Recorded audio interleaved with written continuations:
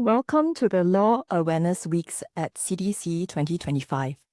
This webinar is part of Law Awareness Weeks at CDC 2025. It is a collaboration between Pro Bono SG, the 5 Community Development Councils, National University of Singapore Faculty of Law, Singapore University of Social Sciences School of Law, Singapore Management University School of Law, the Singapore Corporate Counsel Association Pro Bono Chapter, and the Singapore Association of Social Workers, supported by the People's Association. I'm Adelene, your moderator for this webinar. If you require specific legal or medical advice, please consult a legal or medical professional. With that, I would like to introduce our panelists for today's webinar, Peggy Yee, Dr. Chen Shiling, and Julia Lee. Peggy is a lawyer in Singapore who specializes in all aspects of family and matrimonial law. She firmly believes the legal profession is a noble one, and while Singapore turns 60, she counts 38 years of active legal practice. During this time, she has and she continues to use her legal skills and talents to advance causes in the social service sphere in Singapore. She is deeply involved in pro bono causes and the non-profit charity sector and sits on the boards of some of them. She is particularly passionate about raising awareness for and advancing the cause of those with invisible special needs. For her many contributions in the social service and pro bono sphere, she was named the Law Society of Singapore's Pro Bono Ambassador and featured by CNA as one of its extraordinary people, a docu-series showcasing individuals who make a significant impact through their support and dedication to underserved communities and causes. Dr. Chen graduated from medical school in Singapore and obtained postgraduate qualifications in internal medicine from the Royal College of Physicians, United Kingdom, and also Masters of Medicine from NUS. She also has a graduate diploma in mental health, NUS, and a master's in aging health and well-being in intellectual disability from Trinity College, Dublin. She is deeply passionate about improving the lives of persons with intellectual disability and persons with dementia, and also works with Khoo Teck Puat Hospital in supporting persons with dementia and their families. Dr. Chen sits on a number of non-profit boards and subcommittees. These include being a member of the Management Committee of Dementia Singapore, DSG, and chairing their Programs and Services Subcommittee. Dr. Chen also serves on the AWWA board and is a member of their Programs and Services Committee. Concurrently, she is also a member of the Association for Persons with Special Needs, APSN, Programs and Services Committee, and serves in the Movement for the Intellectually Disabled of Singapore, MINDS, Healthcare Working Group. She is also an appointed member of the Adult Protection Team, APT, Ministry of Social and Family Development, and a member of the 4th Enabling Master Plan Steering Committee.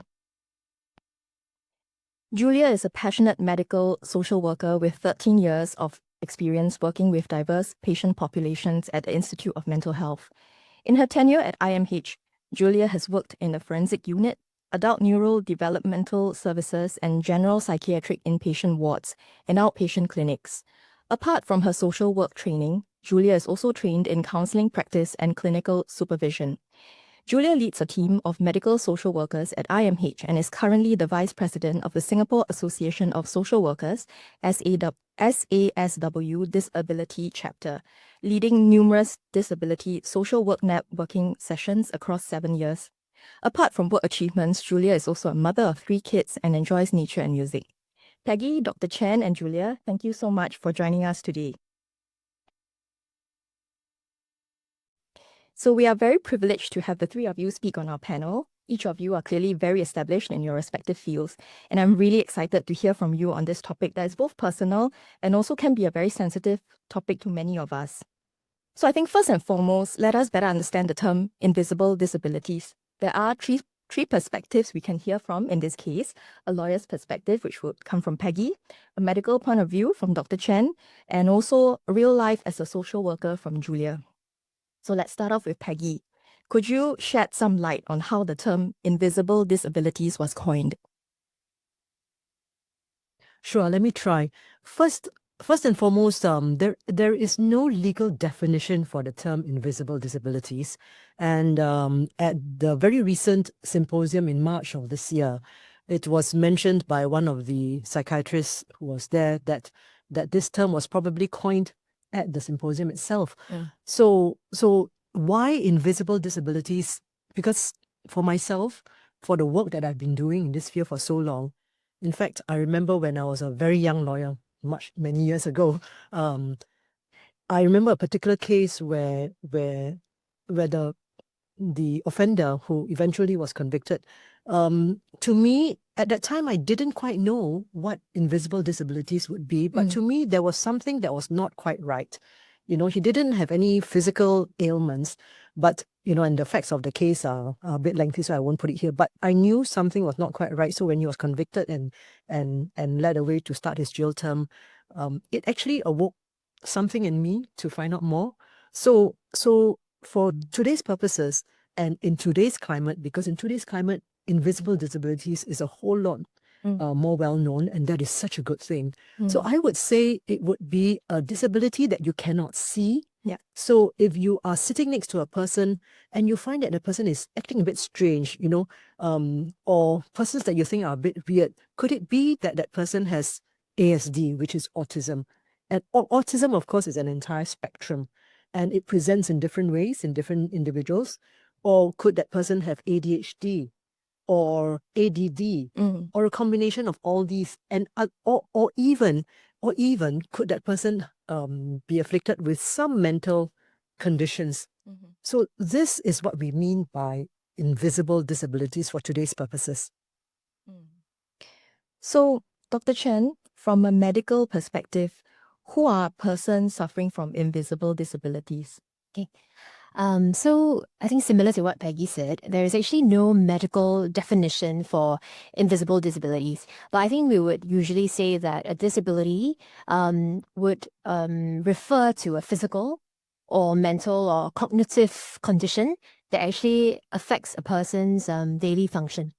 So I think from that perspective, we would also say that, broadly speaking, an invisible disability that someone suffers from would be something that is not immediately obvious or apparent to people who come across them. And for me, as a medical professional, I'll be a bit broader in that. Like I said, it could be a physical condition. So conditions like certain autoimmune conditions, conditions that some of us may have heard of before, like that may cause chronic discomfort and fatigue, like fibromyalgia, that may not be immediately seen when you come across someone. Of course, we also are referring to mental health conditions like psychotic conditions, delusional disorders, or cognitive or neurodevelopmental disabilities like intellectual disability, autism, dementia. So I think all of these are things in which they are not immediately obvious. Yeah, so very broadly, I think that is how we would probably look at the term invisible disability. Right. So, Julia, from your experience working with your clients or your patients, could you share with us some real-life examples of what it's like working with persons who have invisible disabilities? So across the years, I've had the privilege to work with a range of persons with disabilities in different settings.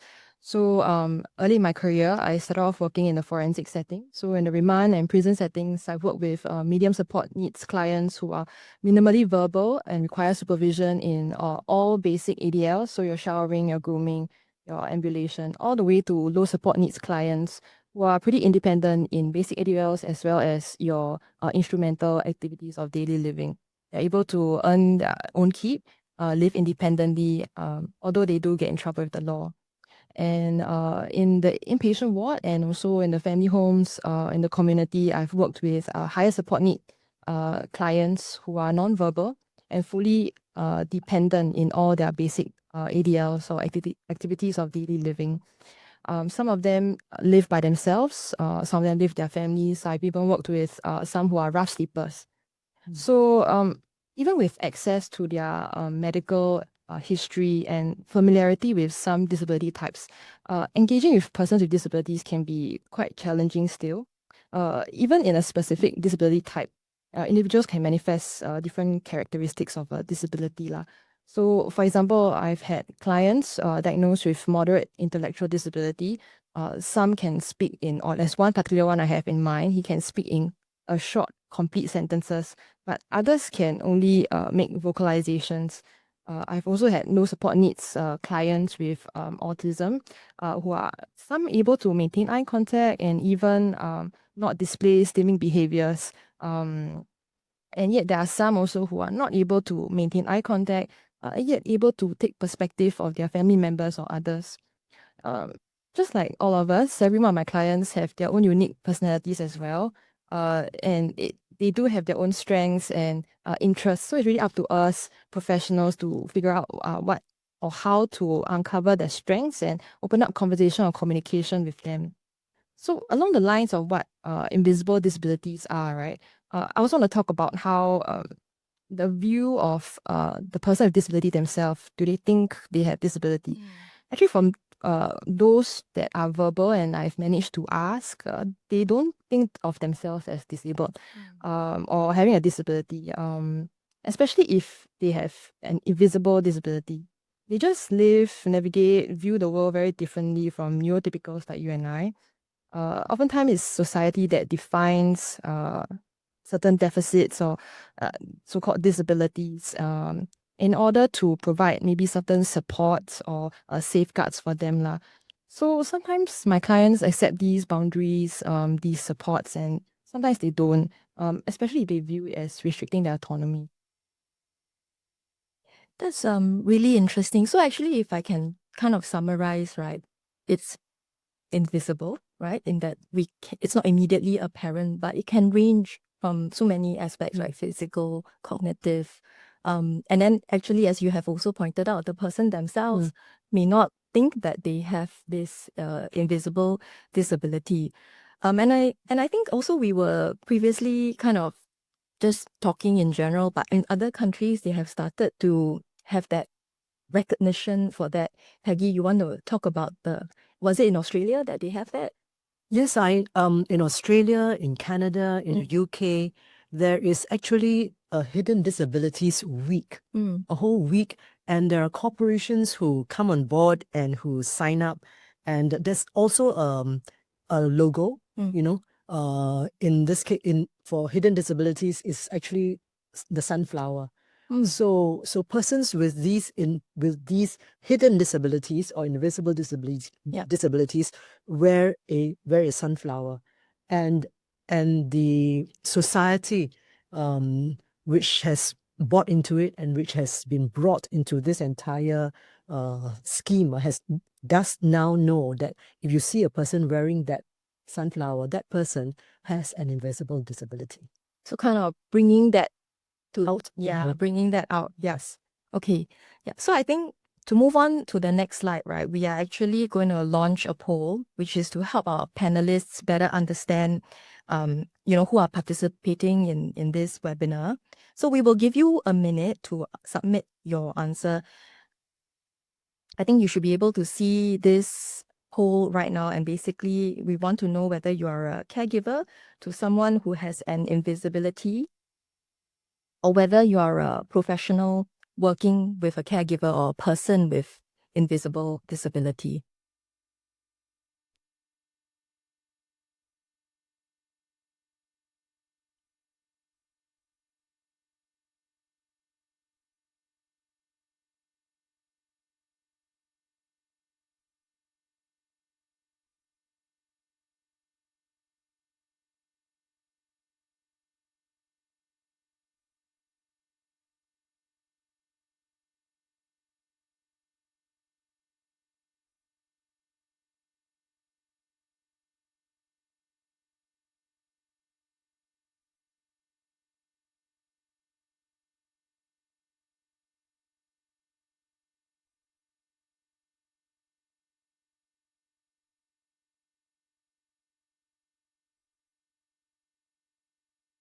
Okay, so I think we have the results in. It seems that actually, let me see, what's the first question again? I'm a caregiver. No, most are not caregivers, but quite a few are actually professionals who are working with persons with disabilities. That seems to be the audience that we have today. And actually, interestingly enough, we already have the first question come in, which I thought is quite a good segue into this. So one of the questions is how might, okay, let's see. 75% are not caregivers. Right.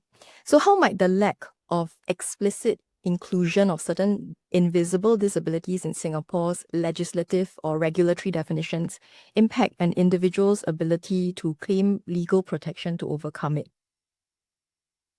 Which actually is what we were going to move on, right? So the meat of the discussion, meaning how does the law treat invisible disabilities, right? And I think, Peggy, you definitely have a lot to say on this, because from a criminal law perspective, and just now you had alluded to that case when you handled early on in your career in particular, could you share how a person with invisible disabilities would navigate the criminal legal system in Singapore?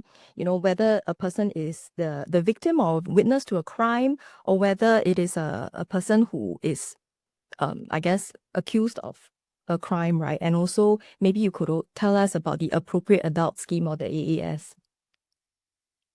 Okay. That's a lot of questions in one paragraph, Yeah. but perhaps let me answer the question with a scenario. So let's say you have the case of an offender, with who has autism, and who also has ADHD, and the autism the condition that he has, the autism that he has, means that he or she, as Julia has shared just now, does not have insight into his own condition. He doesn't even think that he has a condition. So like Julia said, he just goes on with life, except that he views things very differently from the way that all of us, that the rest of us, which I learned, we call ourselves neurotypicals, that the rest of us do.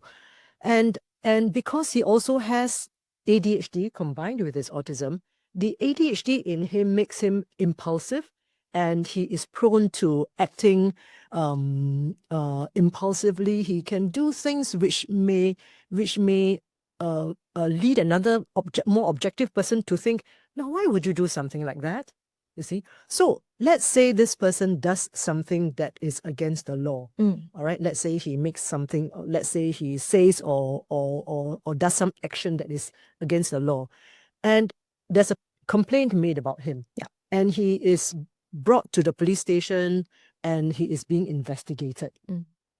Now, if he has no insight into his condition and he's impulsive, as well, let's say these are the only conditions that he has, and when he's brought to the police station, he's agitated. He doesn't know what's happening. Even for a person who doesn't have any condition, when you're brought to the police station, you will also be highly tensed. So if he's highly agitated, brought to the police station, and he's asked questions, one, is he even able to articulate himself? Yeah. And if he's not able to articulate himself, does he say things that are damning or untrue? Or is he able to even present himself to say, look, this is actually what happened? Because, and this one, anecdotally, this is a case that was told to me by one of the social service agencies that we collaborated with. A 16-year-old boy who has intellectual disability and also ASD went into a public toilet and was molested by another person in the same toilet. And in the kerfuffle that ensued, the victim could not articulate himself well, and in fact was acting a bit funny, strange, awkward. So when the police were called, I was told, this is anecdotal, that he was the one being investigated instead. So it all stemmed from this person not being able to be understood and not being able to articulate himself.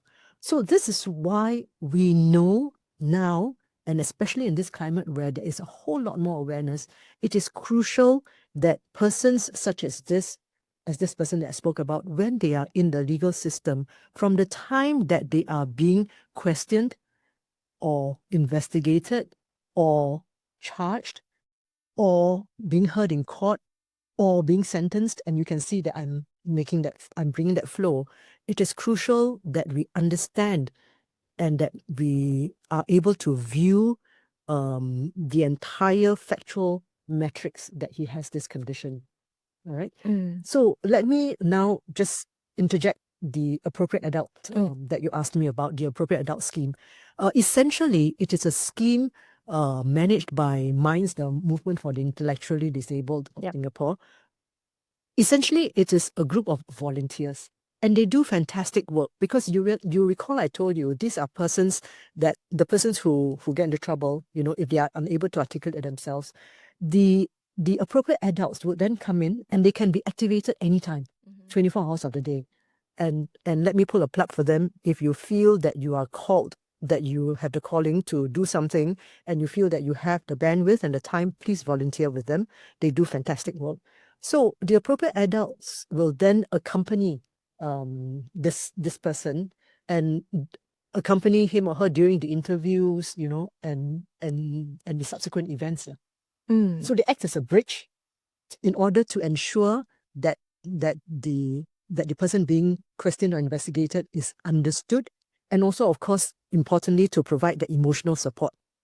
But that kind of presupposes that this person who was involved has that awareness, right? Because as Julia also mentioned, they may not even realize that they are not neurotypical, right? So actually, I'm going to skip now to Dr. Chen, because I think medically also, how would we define the mental capacity of a person with invisible disability? So I think for the purposes of today, if, like just now I said that invisible disabilities can also be physical disabilities, right, or physical conditions that actually are not apparent when you first meet the person. But I think for, like I said, the context that we are actually engaging in today, I would say that the group that really would have problems in the criminal justice system would be those with cognitive and communication difficulties. So we're talking largely about probably people with intellectual disability, autism, dementia, or people who are maybe actively psychotic. And the reason why these individuals are likely to have difficulties when in the criminal justice system is, like I said, because the crux of the matter is that there is a cognitive and communication limitation. And this brings us to the idea of mental capacity. Yeah. So mental capacity actually is decision-making abilities that all of us have. And I think very important thing to note about decision-making ability is that it is a spectrum. So that means when we talk about the decision-making ability of a 2-year-old versus the decision-making ability of a 14-year-old teenager versus that of a 25-year-old versus that of a 40-year-old, first of all, I think we can say that it's on the spectrum. It's different. And I think an important thing also to note about decision-making capacity and ability is that it is decision-specific and also time-specific. Yeah, what this means is that, for example, a person can have, let's say a 5-year-old, can have the decision-making capacity or the mental capacity to decide whether the child wants to drink orange juice or apple juice, for example. Because they have the experience of knowing how both taste, they know what they prefer, and they can make that choice. But clearly, if you ask this 5-year-old about purchasing a property, for example, there is no way this 5-year-old is going to be able to have that decision-making ability to make that decision. So therefore, I think it's very, very important to take note of the fact that it is decision-specific. So then when we come to, let's say, individuals with intellectual disability, individuals with autism, then we would know also that it is a spectrum, right? So we have people with mild intellectual disability, moderate, severe, profound intellectual disability with or without autism, and people with autism with low support needs, high support needs, and all of them are going to have different levels of decision-making abilities. Yeah. So, and maybe before I talk a little bit about how then do we decide whether someone actually has the mental capacity to make a certain decision, I also want to highlight that when we say it is time specific, it is also because mental capacity can fluctuate. Yeah, can fluctuate. Yeah, so for example, somebody with dementia, yeah, in which there may be fluctuating levels of awareness, let's say, yeah, particularly specific types of dementia. Then at a certain time in the day or on a specific day, they could have a greater ability to make certain decisions. And on some other days when they are a bit more disoriented, or at another time of the day when they are a bit more disoriented, then they may not be able to make the same decision. Yeah, so therefore we have to be very, very conscious about these two very key things about decision-making abilities in all individuals. Then that comes to the point of then how do we decide, right? Yeah. Whether this individual has decision-making capacity with regards to that particular decision. So in general, all of us professionals who try to assess decision-making capacity will use the general, first thing is we generally assume that people have mental capacity unless they do have a condition that we know can impact their decision-making ability, like the ones that I've mentioned above. Yeah, which means we generally don't go around assuming that people don't have decision-making ability and assessing their decision-making capacity. Yeah, but once we know that, yes, this individual potentially has dementia, has a brain injury, has autism, has intellectual disability, then yes, this person could have something that could impact their decision-making ability. Then what we would then do is assess it. And how do you assess it? Actually, the steps are very simple, and many of the professionals that I'm sure are listening in will understand the steps and know the steps. Yeah, first of all, we have to be able to give information to this individual in a manner that this individual can understand. So first of all, the individual must be able to understand the information surrounding that decision. Yeah. So let's say it is with regards to purchasing a property, or then they have to understand all the information that is that surrounds that decision. The second thing that they need to do is to be able to retain that information for sufficiently long period in their minds so that they can do the next step, which is the third step, which is to weigh the information. And then finally, after they weigh the information, which means they make a judgment, a call on what is the decision, then they have to be able to communicate that decision back to whoever is assessing that decision-making ability. Yeah. So if you think about these steps, right, actually they are very, very straightforward steps that all of us do very intuitively whenever somebody asks you a simple question like, what do you want to eat for lunch? Yeah. We actually go through all these steps. Yeah. And I think the key thing really is that these 4 steps, in assessing decision-making ability, we would have to ensure that we do everything we can to first, like I said, give them the information in a manner that they can understand. Then, another key point I just want to highlight is they must be able to retain it for a sufficiently long period. What does this mean? The reason why I'm highlighting this is because it doesn't then mean immediately that somebody with dementia who is very forgetful is not going to be able to make decisions. Because they could retain it for sufficiently long period to make that particular decision. Yeah, but later on, of course, when you ask them again, they could forget it. Yeah. So that's what it actually means. So I think as a lay person hearing all of this, right, my question then would be, at which point should I be triggered to seek a medical opinion or assessment for a person? Because should I wait until something happens, or do I, if let's say my child of a certain age is not developing per milestones, or if my aged parent is exhibiting perhaps certain signs. So at which point, right? Because Okay. Yeah. You're right. From a lay person perspective, right? The question is, so when does this become a problem, essentially? I think that's what we're asking. Yeah. So I think then that brings us to what happens in daily life, right? The whole purpose of everything, essentially, of even having this particular webinar, is to figure out how to support people so that they can live their lives well.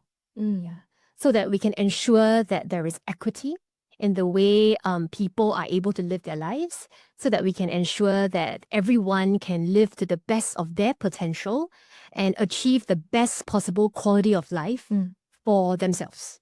Yeah. So I think that's the whole purpose of it, right? Yeah. So I would say that if at any point, let's say we're talking about the parent of a child or the child of an elderly person, right? Yeah, then I think it comes back to that question again.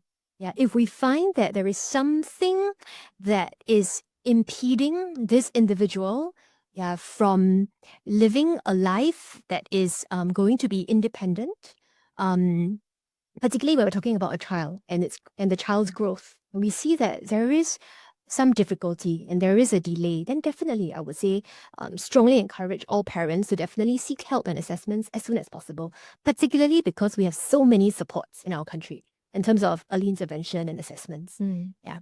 I think with regards to, let's say, the child of a parent, who is starting to maybe show some signs of difficulty, then I think actually in some ways it is easier to pick it up if we pay attention to their function prior to this period. Yeah. So that means, for example, if I look at my parents and I see that, hey, you know what? Like 2 years ago, my dad and my mom could do this, but now they seem to be struggling with this. Yeah, then it could be so many different reasons why they're struggling, right? It could be a hormonal problem. It could be a physical problem. It could be depression. It could be a cognitive decline. Then I would again urge people to go and seek help, from a medical professional. But coming back to capacity, right? At this point, there would be no necessity, to be very honest, to assess the individual's decision-making ability at that point in time. Or the priority would be to first figure out what is it that the person, why the person is encountering difficulties, and then take the steps to help to address the difficulties so that this person can hopefully go back to living a very functional and meaningful life. Yeah. So I really like what you say, Dr. Chen, about helping people to lead, a full life and a functional life. Then I'm going to kind of move on to Julia, right? Like when a person with invisible disability, faces some legal issues or problems, how do social workers mediate between the family? Maybe family is worried about the stigma, also legal counsel and then healthcare professionals. And I think quite a lot of people will be quite interested because they are like, social workers or healthcare professionals here. So I think working with this particular client group and in the context of having a criminal justice problem, right, it can be particularly challenging. I think not only because social workers or helping professionals have to be familiar with how the disability influences the individual in their daily functioning, but they also have to be sensitive and cognizant of how the caregiver is managing this PWD and in the context of their family life stage and how they are managing this crisis. If the helping professional is not already part of maybe the healthcare system to understand this disability or in the criminal justice system, then they need to get acquainted with one or both systems in order to assist PWDs and their families. And I think this is not easy, and not many social workers would right off the bat be able to go through or navigate multiple systems or be familiar with the multiple systems. So speaking from my own personal experience, I started off working in a hospital, yet I had to work with offenders. So I really had to learn on the job about the criminal justice system. And also because my main client profile, the program that I was working in served primarily persons with psychiatric illness, I did not have much training with persons with disability. So, but yet I still had a handful of clients with intellectual disability and autism. I had to learn on the job about how to engage them and bring and help these families and the clients navigate the criminal justice system. So even though we are helping professionals, right, it's not possible for us to be familiar with all systems. That's where we work closely with helping professionals across sectors. So maybe let me illustrate what happens quite commonly at IMH. When a person with disability potentially breaks the law, the police may be activated to bring them to the hospital for assessment. The client or the patient may be admitted for a period of stabilization, after which a care coordinator or a medical social worker would look into the discharge and care plans of the case. And part of this process, we engage the family to understand what may be some of the family's needs or community services they need to come on board to reintegrate them or support their discharge into the community. So in this case, we may refer the case to our partners, the Minds Community Forensic Services, who would then work with the patient and their family on certain offending behaviors. So post-discharge, the medical social workers or care coordinators will continue to work closely with MINDS, CFS, Community Forensic Services, to get updated about the progress of the patient in the community. And we also give advice on how medication or symptom management may need to be titrated or altered. And we also have to discuss with our treatment team whether appointments need to be brought forward, or how else we need to work closely with our MINDS partners to keep them well, and the family as well, well supported in the outpatient setting. So so I don't think we social workers we can work alone. We oftentimes have to work across sectors with helping professionals to support the families.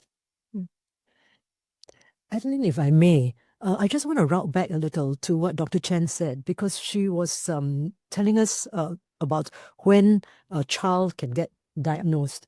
And she also referred to it as we know, as early intervention.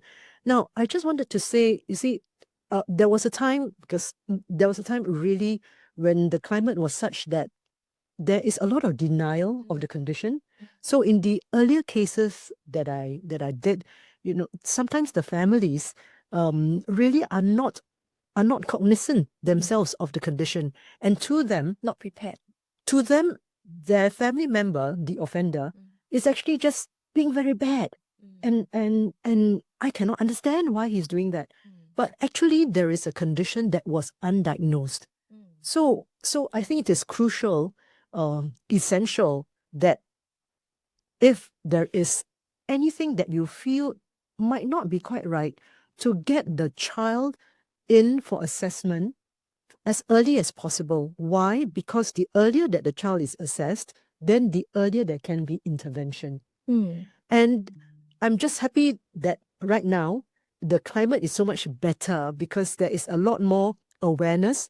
We are not at that point where we are very inclusive yet, but we can always hope, and we must do something about it. And I want to give a shout out also. You would recall in Sunday Times last week, there were these brave individuals who came out and said right in the press to say, I have ADHD. And the tagline was, what does ADHD look like? So ADHD is one of those invisible conditions. But here are these individuals who have bravely come out to say, I have ADHD. Of course, they are doing very well. They have managed well, but they also have shared what their challenges are. So if we look at that situation and then we ask ourselves, what about those persons who have those conditions but have not come out to acknowledge that they have, because like Dr. Chen says, they don't, or like Julia says, they don't even know that they have that condition, or like Dr. Chen says, there was no diagnosis whatsoever, so they just go on with life. What do we do about them? Yeah. Can we think about them? And how do we achieve that equity in life that Dr. Chen was talking about? Yeah, I mean, exactly as Julia was sharing, right? That, of course, it's like this whole support and network and everyone kind of working closely. But that kind of presupposes that this person already, the condition has been identified or diagnosed. Do you have any advice, Julia, I guess, for a case where, perhaps the patient not aware of it, or family resistant to it, or, what would you say in a case like that? I guess insight into illness is not uncommon, or the lack of insight into illness is not uncommon in psychiatry or even persons with disability. The process in which somebody gains their insight, whether it's the person themselves or their family members, is an entire journey themselves. What we also want to take into account is how was the disability or the illness acquired, and what is the narrative or the family script behind what disability means to them. So in some families, there is already an internalized stigma about certain disability or psychiatric illness. There could be perhaps some guilt on the part of parents, thinking about whether is it because of their genes or whether they did something during the pregnancy that caused the disability. So that may then manifest into certain denial, and that denial may be a way to protect themselves actually from the guilt they feel. So the journey to helping a person to gain insight into the disability and the family members as well is, I guess, not easy, and it may take some time. Yeah, and what are the implications of this? Sometimes it also frustrates us because we often have to psychoeducate family members, explain to them, and it's frustrating because maybe the caregiver's actions implicate on how the person with disability may continue to live their lives because they need the family support, and if the family support is the family is not supporting them in a particular way or in a more maladaptive way, then they are negatively or adversely impacted as well. So the challenge is you're not just working with the person with disability, you're also working with the caregiver. And how do you pace the insight of both? Yeah, definitely. I think it's very complex, right? So I want to come back to Peggy's comment about the article, right, in the Sunday Times, and how I do think that society's perspective has changed. We are becoming more inclusive. But at the same time, while we think certain individuals are very brave to come forward to admit that, I have ADHD or whatever it may be, some people might argue that it's being used as a crutch, right? As an excuse to kind of defend certain actions. And, you can't see, you can't prove it, you don't know what's going on in the mind, so cannot be proven, right? So Peggy, I guess my question to you is, what can someone with invisible disability or caregiver of somebody like that do to help them understand the law? Well, firstly, let me address the point about someone using it not as a crutch, perhaps, but reaching out for it like it is an easy excuse, right? And that really is one of my personal. I hate it because we have come across persons who say, when they have committed an offense, and then they say, oh, maybe, what if I just plead that I have major depressive disorder? What if I plead that I have this condition and I have that condition? It really gets me very upset. Why? Because when you don't have it and you're just reaching out for it to as an excuse, you are actually giving those who actually have those conditions a very bad name. So it is unfair. It is just not right. And of course, the law treats it separately because in every case, for whatever defense it is that you have, whether you use it as a defense or whether you use it as a mitigating factor, it will come out separately. Now, your question is what a caregiver can do, right? Yeah. Perhaps let me give you another case scenario, another case that I did. For example, in that case, it was a young adult with autism, handsome-looking boy, but big and strong. So he had a meltdown and an outburst because he was triggered by a very minor thing. But for a person with autism, we know, as Dr. Chen is now nodding, yes, that anything can trigger them.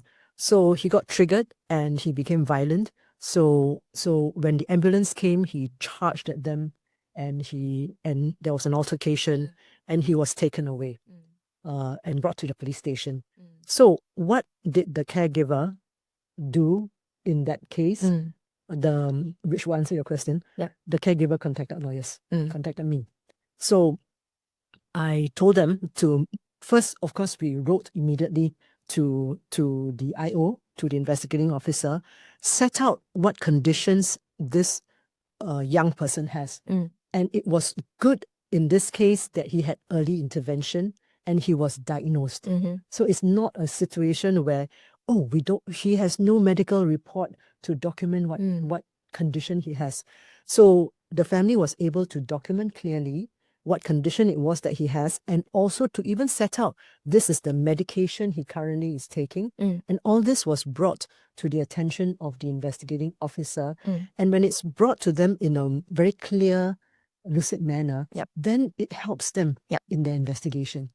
I think that definitely. So, it's not so, obviously you will have those people who will try to use it and Game the system. game the system. Yes. And I fully agree, you totally gets my goat as well, because, you're depriving those who really legitimately have that condition, kind of like giving it a bad name. And then I guess my question would be from a medical perspective, right? So of course you can contact a lawyer but from a medical perspective, what can a caregiver do in a situation like that? The caregiver, talking about the caregiver. Okay, so again, when we talk about caregiver, that means we're talking about somebody again with likely a cognitive and communication difficulty lah. Yeah, because one of the things that I just want to highlight before we even talk about that is that the reason why just now I said that for the purposes of today's webinar, it's likely that we are going to focus more on the ones with cognitive and communication difficulties is because even though individuals with physical conditions, like what I've just mentioned, and also common things like visual impairment, hearing impairment, right? Yeah, these are also invisible. Yes. Yeah, very often sometimes. When you first encounter someone, you may not be able to tell that there is actually difficulty, but the reason why I think usually these can be overcome a little bit more easily is because these individuals, as long as they have the cognitive ability and the ability to communicate in that sense, there will be a way that we can overcome these things. It will become apparent quite quickly lah. I think that's the first thing. Whereas somebody with cognitive communication difficulties, it's going to be very tough because, like we already know, they experience life in a very different way from us. From particularly those who have intellectual and disability and autism, they experience life very differently from us from the time they were born, compared to the ones, let's say, with dementia, who experience life in a similar way to us until the time that they started to develop dementia, which is a progressive neurodegenerative condition. Yeah. So I think at this point, I also want to highlight that we also cannot lump all the different conditions together lah. Yeah. I think we must be very clear. Yeah. So as a medical professional, I mean that's what I always emphasize. Yeah, that they are different. Yeah, and each condition presents with its own set of characteristics. Yeah, and therefore, in order to really be able to support this particular individual well, we must first understand what is that condition that they have and what are the characteristics of that condition. Yep. Because intellectual disability will not be the same as autism spectrum disorder, will not be the same as dementia, and dementia has multiple different types as well. Yeah, so I think that's the first thing I want to say. We cannot just lump it all together. Although the fundamental principles in supporting each of these individuals are very similar, that we look at the biological difficulties, we look at the psychosocial environmental needs, and of course the spiritual needs as well when we look at all the factors that are affecting them and leading to that particular, again, I just want to come back to today's focus, right? That incident lah, or whatever it is. Yeah, there are multiple factors that have led to that particular incident. Yeah, and that incident is in some way, potentially from a medical perspective, again, I would say, okay, I would use the analogy that it is a symptom of the multiple different factors coming together and presenting as that. Yeah, and then our job is then to figure out, step by step, bit by bit, what are all the different factors that have led to this, that have come together and led to this particular symptom, which could be an outburst, for example, which could be a meltdown, for example, which could be taking something in a supermarket, for example, which could be even, touching someone inappropriately, for example. Yeah, okay, I think that's what I want to say. So I would say from a caregiver perspective, I think it is very important, okay, for the caregiver to first of all, understand if what the problem that they are charged, what's the problem that they are charged actually has, the care recipient actually has. Because I would say that many caregivers, they also struggle because they do not fully understand the condition itself. Yeah, I mean, we see a lot of news articles about dementia, right? But there is so much about the challenges that caregivers face. And if you read the stories, it is very apparent that they tell you that they struggle so much. So imagine we are giving so much information, so much education, and a fair amount of really supports already, and yet it is still not so easy for people to fully comprehend it. Yeah. Yeah. So, and then what about people with intellectual disability and autism? Again, when you talk to caregivers, and I speak to so many of them over so many years, you would know that they also struggle with understanding the person that they are caring for, actually. Because we must remember that as they care for this individual, someone with intellectual disability and autism, let's say it's the parents, Yeah. they cared for this individual from the time the child was born. And they watch, and this person is growing, developing, changing, accumulating new life experiences. You know, in fact, even for them to understand this individual, it's not so straightforward. Yeah. So what should caregivers do? I think it is very, very important, of course, that caregivers must be able to try and get help. Yeah, okay. And therefore, I would say that it is very important for them. If you ask me, what can they do? I think the first thing that they must try to do is that they must try to reach out for help. Yeah. If they don't reach out for help, then we will not be able to find them sometimes, to be very honest. I think coming back again to the idea of diagnosis and about the past and present, I think again, you see, so I always have to differentiate, right? Because dementia and something that is neurodevelopmental is very different. Yeah. But let's say we are talking about something neurodevelopmental like intellectual disability and autism, right? Many of the adults that we see today have dropped out of the system. They are not known to any system. They have dropped out of the special school. They may never even have gone to the special schools. And the families have just been coping for years and years on their own. Yeah. But today, it's not going to be the same because education has just become compulsory. Yeah. So once education becomes compulsory, they cannot just drop out like last time anymore and get lost so easily. Yeah. Okay. So I would say, and even for dementia, 20 years ago, very different. Today, there is definitely help. So I would say the first thing that maybe caregivers first should do is try to reach out for some help. Yeah. Where can they go for help? I would say if it's a disability related thing, then contact SG Enable. Yeah. Now there is a focal one-stop agency. Yeah. And if they, if it is somebody who is an older adult, then go to AIC, call them up, say we have a problem. Agency. Yeah, Agency for Integrated Care. Okay. And then, and then we have, MOH, Ministry of Health have been talking so much about really building up our primary care system. Go to your doctors, go to your GPs, go to your polyclinic doctors. Just say that something is not right. Yeah, I need help.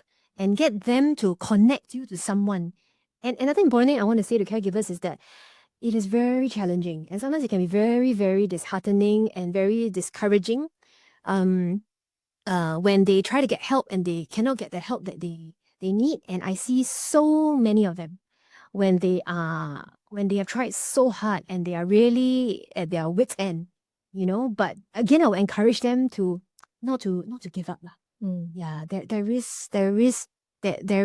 are people who are willing to help and want to help. Yeah.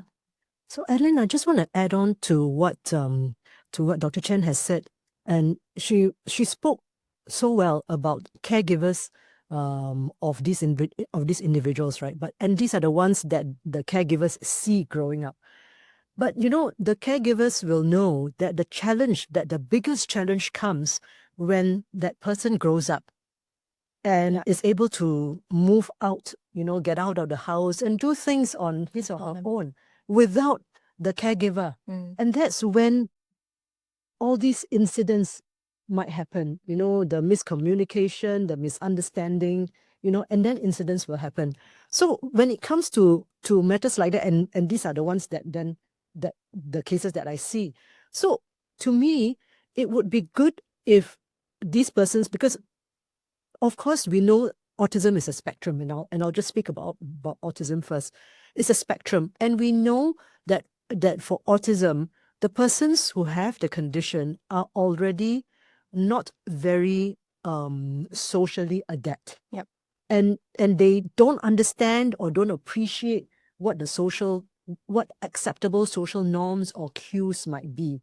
And because they already have that failing, when they try to integrate into the system, remember, they don't have the insight that they have that condition. So when they try to live life the way that they see it, that's when the issues occur, right? So when you have that spectrum, because I was going to say, for those who are the high functioning ones and who know that there's an issue, I would really invite them to please take on board that, so that our society as a whole now is different. There is a lot more awareness and acceptance. And so, because to them, they see it as a stigma. You know, nobody wants to admit to say, I am an autistic person. I've not come across anybody who has claimed that except in court, right? But other than them having been being an offender, I have not come across anybody who has come up to say that, like our ADHD, like my friends have, when they came up to admit that they have ADHD. So for those caregivers who are looking after the older adults and young adults who have the liberty to move out on their own or to do things on their own, that really is where the challenge is. And that really is where we need to then, as a society, and as Dr. Chen said, with all these available structures and support, how can we use that to help them navigate along? So I'm really appreciative of the signposting, right? SG Enable, AIC, and so on. And interestingly, we do have this question come in, right? And it was actually addressed to Dr. Chen, which is it true that everyone has some form of disability and that we just learn to grow and mature and, adjust ourselves accordingly, right? So also kind of links with what Peggy said about high functioning. I mean, would you also give the same advice to such people, which is, reach out to SG Enable and things like that, or? I think I would say that we are all different individuals. Yeah. And okay, the how I will put this is this. Maybe I give you an example. We talk a lot about people with autism having sensory processing difficulties, right? And we say that maybe they may be hypersensitive to certain things like touch or sound or various things. Let's say we say that, okay? For example, this is a very common thing, right, that we say. But actually, if we think about it, right, all of us are also maybe hypersensitive to certain things. Some people don't like other people to touch them also, right? Like, Yep. yeah, some people also find it very difficult when they are in a very, very noisy place as well. Yeah, so, but we don't call it a disability, right? Yeah, we don't call it a disability because remember right at the start, I did say that when we say something is disability, generally we're talking about something that limits our function and our participation in our daily lives. Yeah, because living this life is actually really not easy. It's very hard to live this life. There is so much that all of us have to go through every day. And I would say that therefore, we actually need a lot of coping mechanisms in that sense. Yeah. And if we are able to have those coping mechanisms, like even if somebody is very sensitive to something, but you have that ability, let's say, to get out of those situations, to manage it, then I wouldn't call it a disability at all in that sense, Yeah. Whereas if someone with a cognitive limitation, let's say, is unable to have the avenues that we have. I always tell this to the families of my patients that for us, when we are frustrated, I can complain to somebody. Yep. I can go for a run.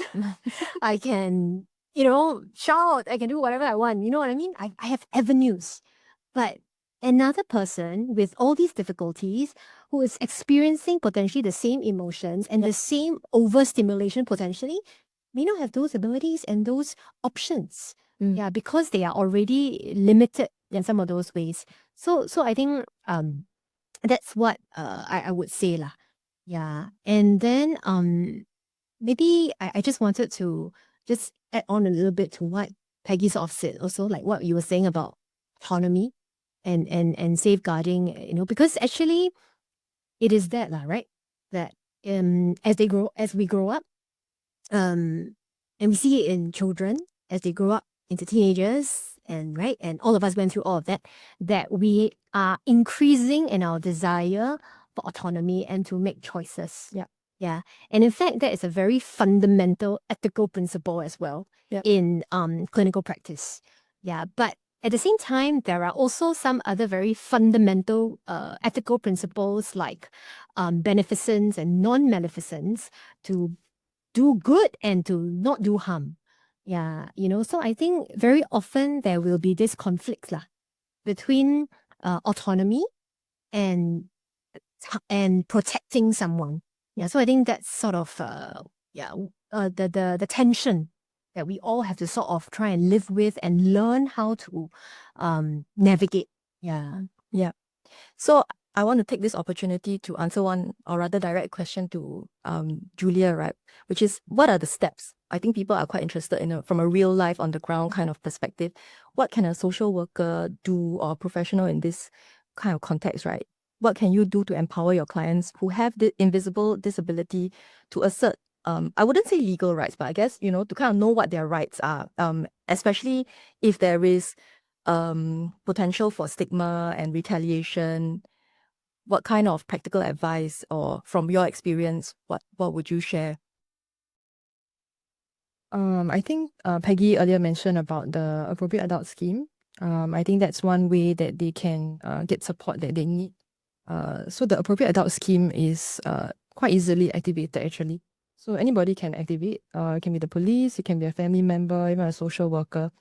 If you know that your client or a loved one has been arrested, or may be facing certain vulnerabilities as a victim, then get in touch with Mind's appropriate adults, and they'll be able to provide that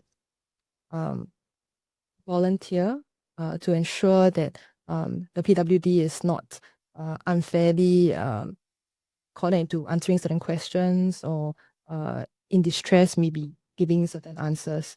Yeah. Sorry, can I go back? I can't really see the questions. What other questions? The question is, what steps can social workers take to empower clients with invisible disabilities to assert their rights? Assert their rights in the context of a legal situation, is it? Yeah. So I would say to make known that they have a certain disability, that they are verbal. If not, their caregivers or their social workers have to advocate for them lah. Yeah. And then usually the police are trained to also activate the appropriate adult to help them in these situations. Can I say something about these caregivers and the tension and the stress that they feel with persons, when the person that they're caring for is in court? And I see this firsthand when I'm with them, supporting them in court. And they are at such a loss, and they're dealing with so many things at the same time. It's like an octopus, Yeah. How many hands can you get? You have to first ensure, not first even, you have to ensure that your family member or loved one is controlled, and that in court itself, he or she doesn't act up and then get into further trouble. Yeah. And then at the same time, you have to navigate and deal with the investigating agencies, and then you need to go and navigate. And where do I find a lawyer? Do I even need a lawyer? What do I tell the lawyer? I don't. And if the lawyer asks me for things that I don't have, what do I do? Yeah. So the entire process, even before the process can live out, is actually quite nightmarish for caregivers. So I really want to ask that if you know of a caregiver who is going through this, please, if you can, extend some help. Even emotional support would be. I was going to ask what kind of help, because I think that sometimes we are worried about overstepping. Sometimes we, it could be a delicate situation, right? I think in these kinds of cases, stigmatization is not the issue anymore because we have to acknowledge that we are now at a stage where if you have that condition, own up and say that you have it. If you truly have it and not use it, of course, as an excuse. Because if you acknowledge it, then you're able to get help for it. Medical help, like Dr. Chen said. And not only that, there are the social support structures that we have. Because our country is really not the type of country where you're left on your own, do or die. We do have, our MSF has its own programs as well, and then it oversees, like for example, Minds, which is doing fantastic work. So I would say, if you have that condition, or if you know that your family member has that condition, do not be afraid to reach out. And then the agencies will be able to point you to where you should go or where you can go. And then link you up also with persons like Julia, who will be able to support you along the way. Maybe I can add one. I think that one of the key things for many caregivers is that in their journey as a caregiver, I think one of the biggest challenges is when they get support for limited time periods. And then they get handed off or referred to another agency. And then another agency takes over. And then they tell their story all over again. And then because something about their story doesn't fit this particular agency's program or service or deliverable, then they get handed over or sent to another agency or another service or another program and things like that. Yeah, I personally feel very strongly that actually what many people, just like you and me, when we are struggling in life with something, actually what we want is someone to be able to journey with us for a prolonged period. Yeah, not let go, not like, oh, you're a bit better now and okay, you're fine now. That's the end of the service. Yeah, I mean, I understand limitations in programs and funding and services very, very, very well. Yeah, but I would also say that this is something we must be very mindful about, that this is life that we're talking about. Yeah, and the challenge with many of these caregivers and the reason why they get tired is precisely because of this, that they encounter so many people who say, we will help. Yeah. And then after a while, the person is no longer there. And then the caregiver and the family member that they're caring for is still there. And so one after another, I mean, I share this story sometimes when I speak, years ago when I was talking about how I wanted to build up a health service for people with intellectual disability, in our country. And I spoke to a group of caregivers, and I remember very, very clearly at the end of that session, there was a pair of elderly parents, and they looked at me and they said, it's very good, doctor, that you want to do all of these things. It's very good. But I think you go and do first. Then you come and tell us. And in that moment, I could feel their pain, their disappointment. Because so many times over the years, they have heard maybe another young person like me say, I'm going to do this, I'm going to do that, I'm going to commit to this, I'm going to support you. But then after a while, that support is lost. So I just want to emphasize this point. I think even as we think through how we want to support families and people, that we must think of something a little bit longer term. Because the challenges don't stop. It goes up and down, up and down, up and down. And we're not saying that we are trying to build, sometimes I hear this from other professionals. They say, oh, then we cannot build dependency. But I assure you, in my work so many years with so many families, there are extremely few families that want to be dependent on you or remain dependent on you. Very few. Ultimately, everyone deep down inside wants to live a meaningful life. Yeah. So, Adeline, this care and support that Dr. Chen was talking about, we're talking about sustainable care, not symptomatic and not a one tablet or one time care, because we must realize that conditions like autism, ADHD are not, there's no cure for it. You don't take medication or you don't go for intervention and then become, 2 years ago I had autism and now I don't. It's not like that. Yeah.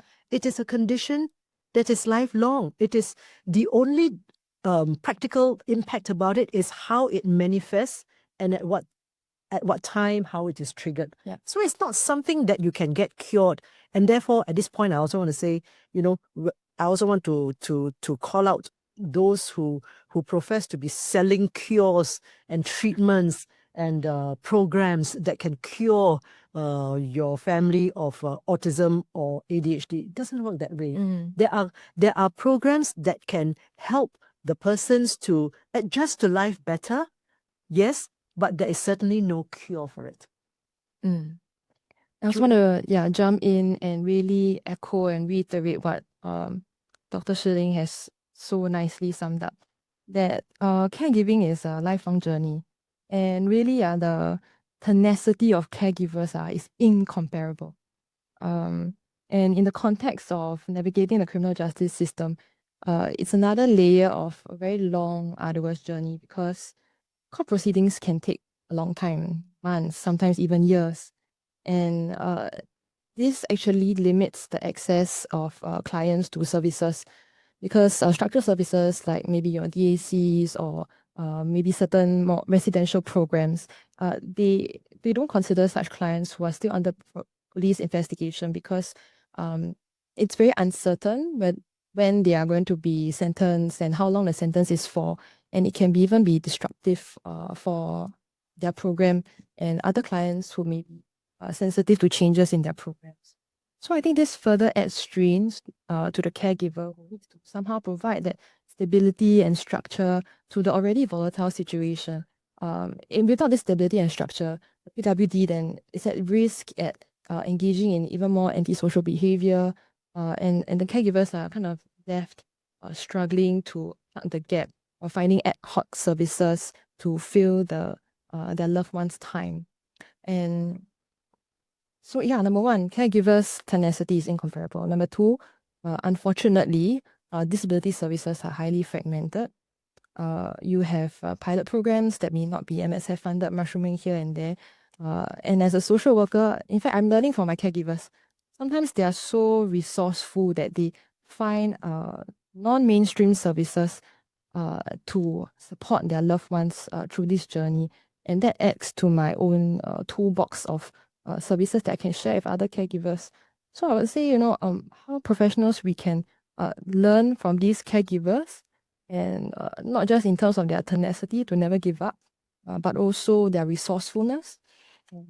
But can we also look at how to bridge these gaps between services by maybe appreciating how, if we can appreciate how challenging, how complex caregivers and PWDs have when it comes to navigating multiple systems, your healthcare, your social, your legal, then perhaps can we just take maybe a half step beyond our boundaries to extend that help, to connect with the subsequent service provider to see how we can ensure that the next service provider is able to engage and assimilate the client or the caregiver better, to ensure there's a warm handover of care. Perhaps if you are able to, then to even collaborate and co-manage the case for a specified period of time. I think that would perhaps help with the fragmentation of services a little better. Given, I know we all have our own limitations with caseload or certain program funding boundaries that is set lah. Yeah. I really like that, I mean, obviously, no system is perfect, right? And there's still so much more that can be done, and all of that is not centralized. It's not as perfect as we want it to be. So actually going into that, right, I see some questions coming up about, would it help if, let's say, there was some kind of official definition or like a registry? Someone actually suggested, like, would it help to advocate that we have a registry for people with invisible disabilities? Well, I stand to be corrected, but there is a registry. There is a disability registry. But this disability registry is for certain disabilities only, and it certainly does not cover invisible disabilities like mental illness, your autism, ADHD. Yeah. So there is that National Disability Registry, but it is limited. And yes, it would be wonderful, and it should be something that we work towards. It would be wonderful if we can have that registry expanded to include invisible disabilities as well. Maybe I can also add on to share that there are also I think definitely our country is in the process of trying to develop a registry for people with intellectual disability. We didn't have one beforehand, but we are trying to do that now. And what is helping us, of course, like I already mentioned earlier on, is the fact that education has become compulsory. Yeah, because in the past, I think many people with mild intellectual disability just dropped out of the school system and then were never picked up after that, and they just stayed home with their parents until their parents grew older. Then they started to surface again when they have health problems or when the parents are aging.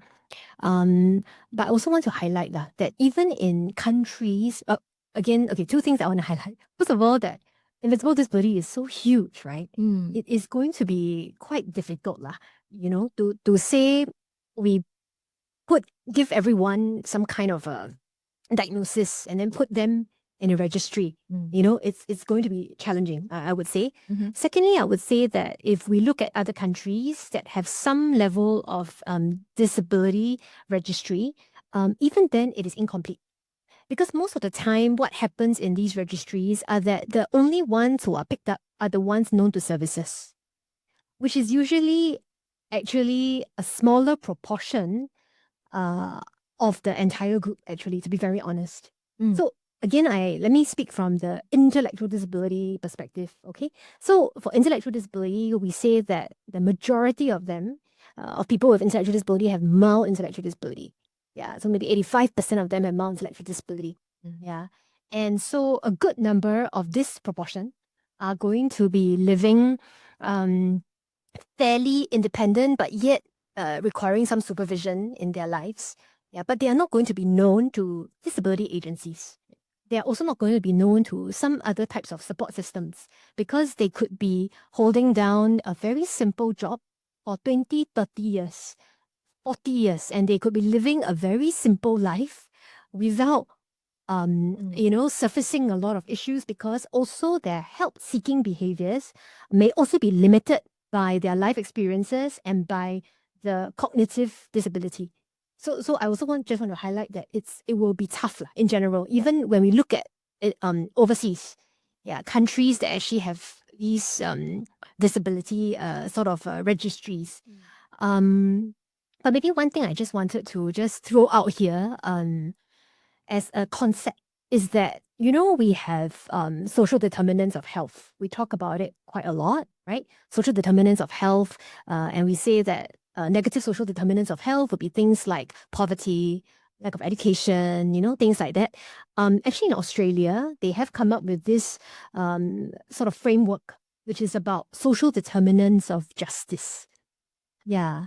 So it's an interesting concept. I think we should all look at it because it's the same as when we say social determinants of health. If we know that a lack of education, a lack of health access, poverty is going to likely be a negative determinant that means lead to poor health outcomes, therefore we try to address some of these things. Yeah. So if let's say we talk about justice and we say that there are also some social determinants like education, like poverty, lack of housing, things like that. Yeah, and it is actually in a paper that is published. I think that is where we potentially can put some resources, that means do again preventive work. If we know, like we're doing so much, right, for social mobility and for vulnerable young people and young families, if we know what are some of these social determinants, then potentially we can pick up some of these things earlier and start to monitor and support these groups earlier again in order to also help them in their later lives when it comes to the criminal justice system. Yeah. In fact, Adeline, I just want to add on to that part. What we are talking about here today about how caregivers can help their family members to navigate the criminal legal system. In fact, we may not even get to that situation because if we have, for example, social access to social justice, that's the word that I'll use to paraphrase what Dr. Chen said.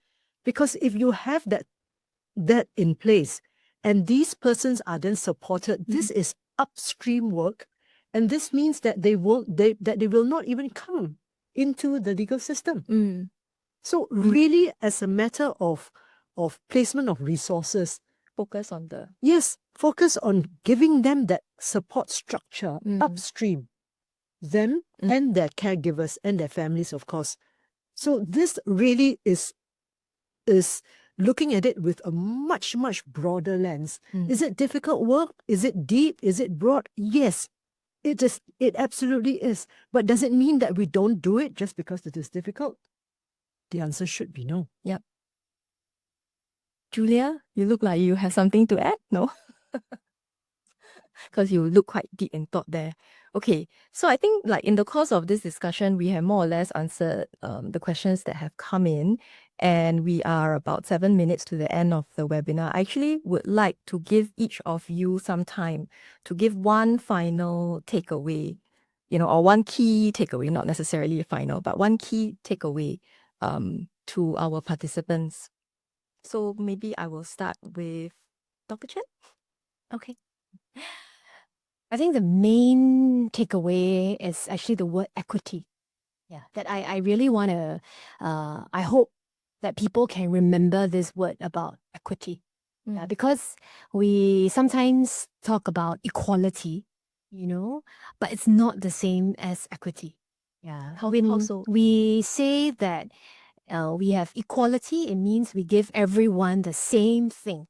Yeah. But we must remember that when people need more and we give them the same thing as someone who needs less, then actually we are setting up the person who needs more for failure. Yeah. And that is not appropriate at all. When we talk about, and then it also in the long term leads to problems. Yeah, because we will not solve the problems of the person who needs more. And in fact, it will only lead to further problems downstream. Yeah. But when we talk about equity, we're talking about be it in health, be it in the criminal justice system, be it in social, we're talking about giving people what they need in order to thrive. Yeah. And if all of us are aiming for the same destination, to thrive in our lives, that regardless, our goal is to help people thrive. Yeah, to talk about well-being. Then what we need to talk about is not equality, but equity. Which means that even, as we talk about upstream work, we need to think about it from that perspective, that there will be differentiation in how much we do for the different groups, the different levels of needs. But then it also means that while we talk about upstream work, which is always something that many people, that is a hugely important thing, we must also continue to think about the ones who are struggling today. And that group will continue to struggle for many more years to come because they could be in their 30s and 40s today and they could have another 40 years of life to go. Yep. Yeah, but then that also means that for that group, just imagine the amount that we will have to put in is going to be very significant. But again, what is that? That is equity. Then you give them that so that they can thrive for the next 40 years. Yeah. I think it's also like a recognition that thriving is different for everyone. Yeah, it's not necessarily everyone getting the same thing. Julia, can I have you? I guess my takeaway is more for the helping professionals. I think there's 3/4 of you out there who are listening in. I guess my takeaway for you is to keep learning, keep abreast to the changing service landscapes, keep up to date. I've been working for the past 13 years and I still have to relearn things. I still have to learn new things. There's never a boring day in work. I've always learning new things about the same disability types that I think I already know. So yeah, keep learning, keep growing, and keep trying. Even if your program or other programs, the state exclusion criteria, ID, it doesn't mean it's the end of the world. There are many, many other services out there that you can try. It's dependent on perhaps a bit of creativity, that how you frame the situation, how you encourage or support even the other service provider to support the family and the client. So keep learning, keep trying, and yeah, Okay. creative. Yeah, love that. Very positive. And lastly, to Peggy. I would say this to the caregivers and to the social workers who are tuning in. Don't give up. Yeah. Love yourself because of the wonderful work that you're doing. And as I was sharing with Julia before this webinar, actually, I said, I just cannot imagine the kind of work that you're doing. You know, I mean, I do only a little bit of what you do in the course of my journey with my clients, and I feel drained. I cannot imagine you doing a few cases a day like that every day. So please don't give up. Know that our society is evolving, and there are persons like Julia, like Dr. Chen, you know, who are here, and we all want to make this a better place. And I'm not saying this with rose-colored glasses. We want to actually make positive change. So don't give up. That's number one. And then two, to the ones who are not caregivers, to the ones who are tuning in, who are tuning in for the first time and are learning about this subject, I will say to everyone, just very simply, be kind. Because a little kindness goes a long way. You know, if a person is shouting, you know, and thrashing about at the MRT station, what do? Stare and say, what kind of child is this? Why are the parents like that? Why are the parents not stopping that child? I think worse, some people take out the phone to record. Yes, and then put it on Stomp or Mothership or something. Yeah. But be kind, because that child that's thrashing on the floor could be having a meltdown. Yeah. Or even the young adult who's lashing out could be having a meltdown. So it may be a situation that you don't understand. Yeah. So a little kindness goes a long way. Yeah, that really ties in very nicely with what Dr. Chen said, which is living this life can be very difficult already. So I really like, you know, the fact that sometimes we are quick to judge. I mean, myself included, right? Sometimes you don't know, then you just kind of make a judgment call. But yeah, being kind is so really, really so important. Yeah. So I think with that, I have 1 minute left and I will have to bring the Q&A to a close. So our next webinar, the final one, is going to be about animal welfare laws, caring for companions, which is happening tomorrow, Wednesday, 30th of October at 7:30 p.m. This session will explain key protections under the Animals and Birds Act, how to recognize signs of cruelty or neglect, and the process for reporting suspected cases. You'll also hear about common legal issues involving pet abandonment, whether you're a pet owner, an animal advocate, or simply concerned about animal well-being. This session will give you practical guidance on how to act responsibly and contribute to a more humane community. And then so onto the final slide. So this webinar is part of Law Awareness Weeks at CDC 2025. You can click on the link shared in the chat function to visit the website to register for the next webinar. If you missed any of the webinars and wish to catch those that you missed, the recordings are all available on Pro Bono SG's YouTube channel 2 weeks after the end of the live webinar. You can also check out the links shared in the chat function. And if you miss clicking on any of the links shared during today's webinar, do not worry. All the links shared in today's webinar will also be provided in the follow-up email that will be sent to you tomorrow. Do keep a lookout for it. At the end of this webinar, there will be a survey form for your completion. So we definitely appreciate all your comments. It will help us to improve future webinars. And lastly, after today's fantastic sharing from our panelists, if you find that you do require legal guidance on your issues, legal issues, of course, please write to help@probono.sg. And lastly, I really want to express gratitude to Peggy, Dr. Chen, and Julia for sharing your knowledge and experience. I learned a lot. I mean, and I'm sure there's still so much. I know very little about this topic, but this has been eye-opening. So with that, on behalf of Pro Bono SG, we thank all of you for joining us today, the panelists plus all the participants, and we hope you have a good week ahead. Thank you. Thank you.